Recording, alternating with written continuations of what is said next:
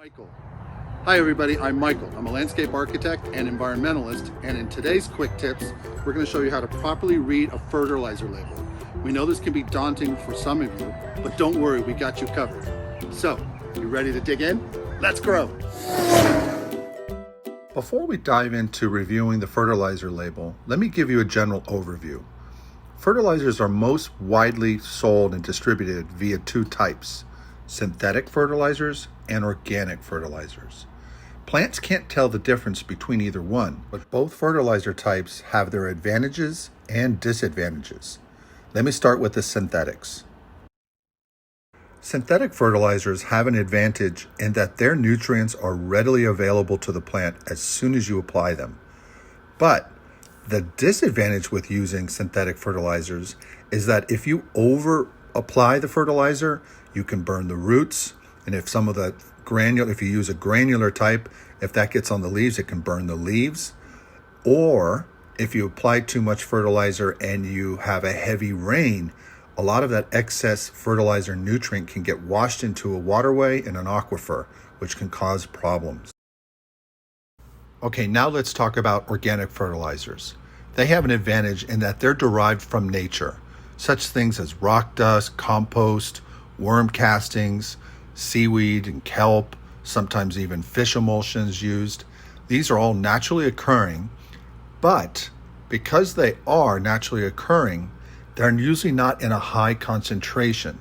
So when you're buying a product of organic in nature, they may have a lower nutrient value, so you may need to apply them a little bit more, but that's also a benefit in that you're not leaching any of that out into the environment.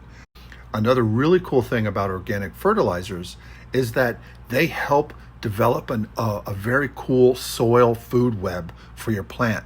Many times there's bacteria and fungi that are part of organic fertilizers, and we'll go over that in this video a little bit, and that's very beneficial for your plants. Okay, now on to reading the fertilizer label. On the front of the bag, you'll often see 3 numbers. Those numbers represent nitrogen, phosphorus, and potassium. Those are considered macronutrients. The front of the bag will often show the type of plant that fertilizer formulation is geared towards. And if you flip the bag over, you can see details on the breakout of those nutrients. Search for an area called guaranteed analysis. And in there, you'll see the breakouts of the numbers that we discussed on the front of the bag. You have nitrogen here with 6% represented.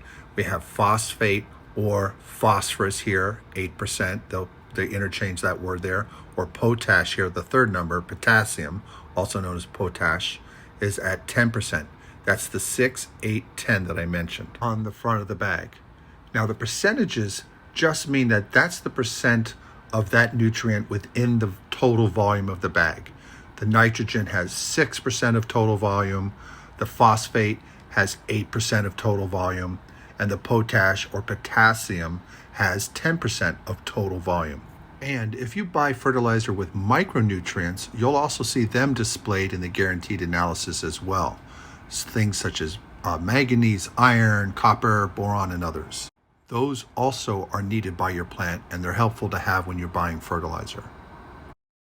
By now, you're probably saying, okay, great, but what does nitrogen, phosphorus, and potassium do to help a plant grow? Okay, let's start with nitrogen. Nitrogen is responsible mostly for plant growth above ground. It's super good at greening up the leaves of your plants.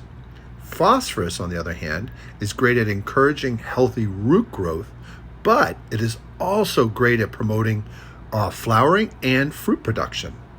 And potassium is a great all-around plant builder. It helps strengthen the plant's overall health. It's used by the plant to strengthen its cell walls, which it makes it very resistant to stresses such as pests and weather. So now you know, nitrogen for greening up the plant, phosphorus for strong roots and flower and fruits, and potassium for overall strength of the plant. Now, when you're looking to get a fertilizer for your plant, you could always refer to our channel, because as we build out our channel, we're giving detailed fertilizer instructions for different plants, because different plants have different needs.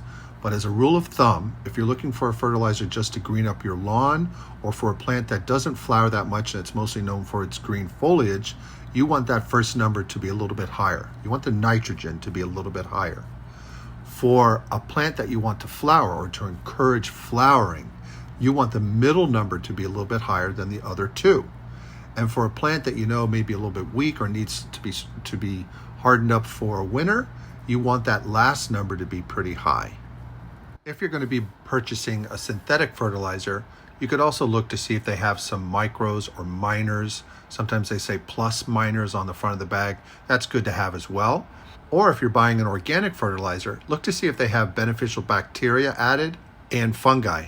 Having beneficial bacteria and fungi in your soil helps develop a wonderful soil profile that allows your plant's roots to readily uptake the nutrients. It may take a little bit longer to develop this wonderful soil profile, which means you may need to be adding the organic fertilizer a few more times during the year, but your soil profile is going to be very robust and very, very efficient at transferring these nutrients to the roots of the plant. And there we have it. We're going to be doing some more videos on fertilizer, so please consider subscribing to our channel. We'll go over the difference between using a liquid fertilizer and a granular fertilizer, and we'll also go over individual plant needs. As you know from some of you who've looked at our videos, we provide detailed fertilizing instructions with the ratios for a lot of our interior plants, and we've already started migrating that over to doing discussions about how to take care of exterior plants and their fertilizing needs. We hope this was helpful to you, but if you have any questions, just leave them in the comment box below and I'll make sure I get back to you. See you later. If you found value in this video, hit the subscribe button and the notification bell. We post weekly. Thanks.